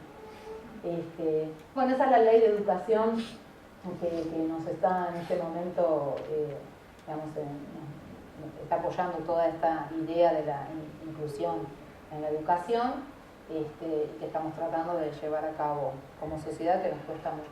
Ahí abajo hay un link que se los puse porque es un artículo, es chiquito, pero si tienen ganas de meterse.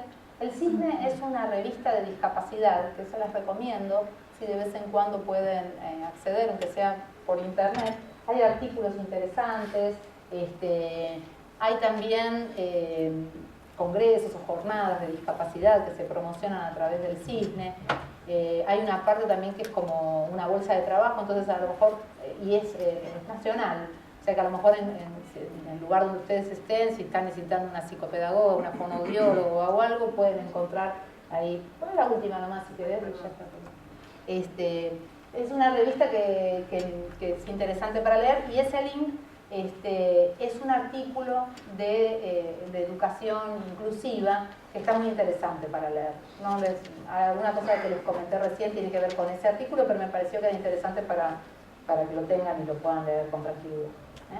Así que bueno, la idea es esto, ¿no? Integrarnos, estar todos juntos y que los chicos puedan tener estas caras como los que tienen la foto, que no les sea tan difícil lograr. Así que bueno, no sé si hay alguna pregunta.